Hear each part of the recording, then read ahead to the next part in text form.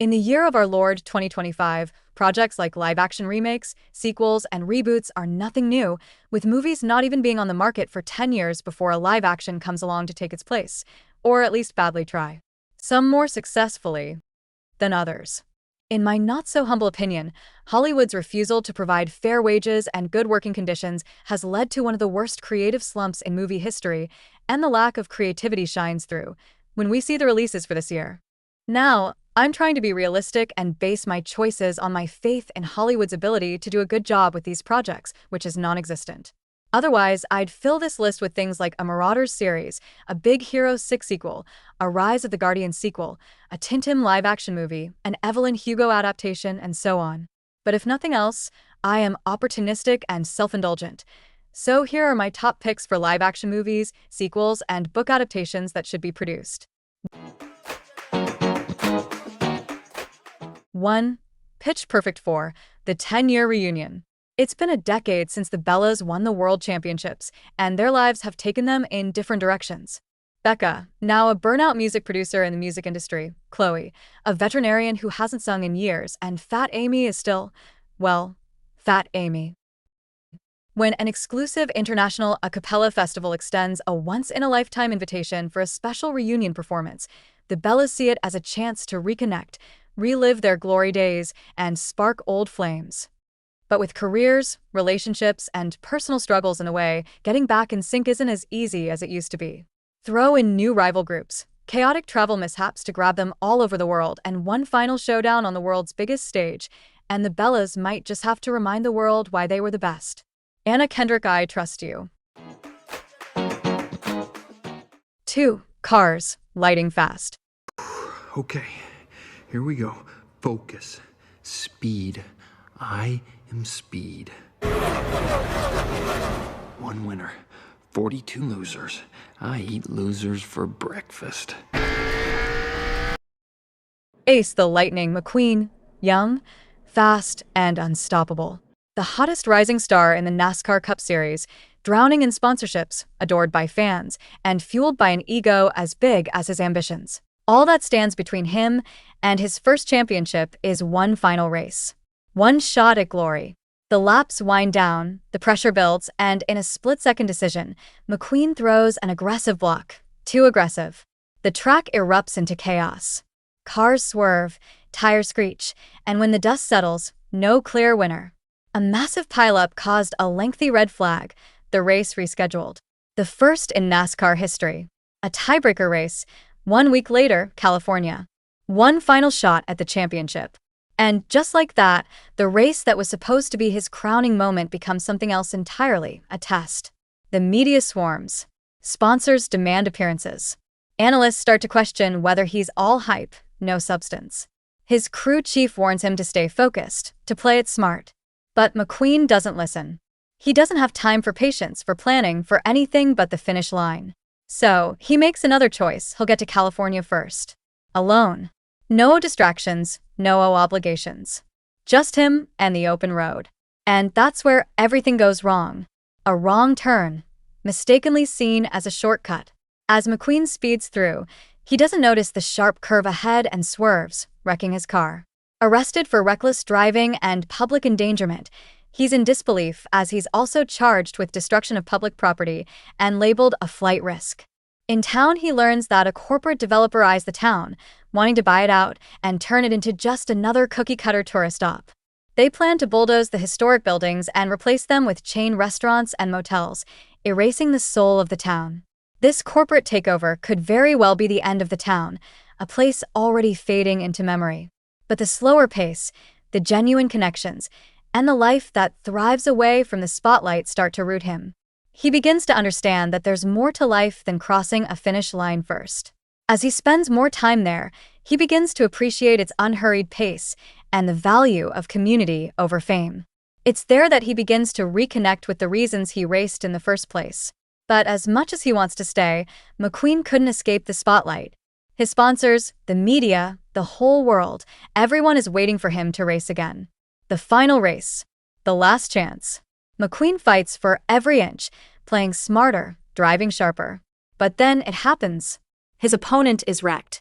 A brutal crash, his car spinning, flames shooting out from under the hood, the legendary driver trapped inside. The wreckage is a nightmare. McQueen sees it, and for the first time, the victory, the title, everything he thought he wanted, fades into the background. McQueen slams on the brakes, ignoring the roar of the crowd and the race still going on around him. He turns around and speeds back to the king, racing through the smoke and fire, and pulls him out of the flaming car, saving his life. 3. The Cahills, book adaptation live-action TV show. Think a series of unfortunate events meets national treasure. The Cahills, one of the most powerful families in history, are divided into different branches, each possessing unique skills in intelligence, leadership, and deception. When two young siblings, Amy and Dan Cahill, discover they are heirs to an ancient secret, they're thrown into a high-stakes competition to uncover the greatest treasure in human history. Traveling across the world and solving centuries-old puzzles, they must outsmart their ruthless relatives while piecing together a mystery that could change everything. With a mix of adventure, historical intrigue, and family drama, this adaptation would bring the beloved book series to life while keeping the fast-paced, globe-trotting energy that made it a hit. 4. The Lunar Chronicles, an animated Adult Swim TV show. In a time when Disney is in one of its most creatively uncertain eras, The Lunar Chronicles could be the perfect project to shake things up. Imagine an animated series inspired by the beloved characters we grew up with, but this time geared toward an older audience. Set in a dystopian future where Earth is on the brink of war with the ruthless Queen of the Moon, we follow a cyborg mechanic, a runaway prince, a lost lunar princess, and an unlikely team of rebels. These characters must put everything on the line to prevent a global catastrophe. But this isn't the typical Disney formula. Instead, we'd see the raw, unapologetic storytelling style of Adult Swim, a blend of cyberpunk aesthetics, high-stakes drama, romance, and dark humor. The world would be expansive, the characters complex, and the plot intricate, making it the perfect sci-fi epic for an animated series. The Lunar Chronicles could be exactly what the adult audience craves, a unique blend of nostalgia and depth. Think of the animation style of projects such as The Blood of Zeus, He-Man, Masters of a Universe, Castlevania, and the DC animated universe. 4. The Spiral Staircase, 1946, Reboot. Directed by Robert Sidemak, this movie is a perfect example of how to build psychological horror through atmosphere and tension without needing to show too much. The film is all about isolation, vulnerability, and fear, and it does a masterful job of drawing the audience in through its hauntingly eerie setting and complex character dynamics. At the heart of the story is Helen, a mute woman who works as a maid in an old mansion. Her disability makes her both incredibly vulnerable and, in some ways, more attuned to the danger around her. The mansion itself is remote, isolated, and filled with shadows that seem to press in on the characters, creating an atmosphere of growing unease. From the very beginning, it's clear that something sinister is happening, especially when women start turning up dead.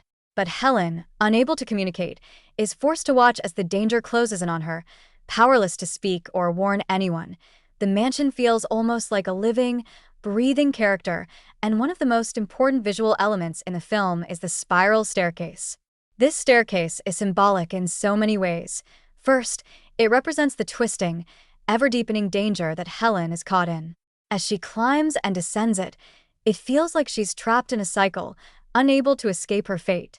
The circular design of the staircase mirrors the spiraling tension that intensifies as the murders continue. As the murders pile up, it becomes clear that the killer is someone from within the house, and we're left trying to piece together who it is. Helen, though terrified, becomes the silent detective of the story. She's the one who starts to put together the clues, noticing things others might miss, even though she can't speak to anyone about her findings. This dynamic creates a fascinating tension as we, the audience, know the danger is right in front of her, but she can't do anything to stop it. It's a clever way of playing with the idea of vulnerability. The brilliance of the spiral staircase lies not just in the murders themselves, but in the deepening sense of fear and powerlessness that Helen and the audience feel as the story unfolds. The killer is terrifying, yes, but what's equally terrifying is the idea of being trapped in a situation where you can't communicate or escape.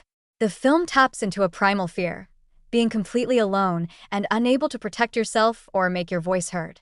In the end, Helen's survival isn't just about escaping the killer, it's about reclaiming her autonomy. The Spiral Staircase is a perfect blend of psychological horror and suspense, where the fear is built from both external threats and internal struggles. It's a film that uses its setting, its characters, and its structure to create a slow-burn tension that keeps you on the edge of your seat, never quite sure who or what to trust.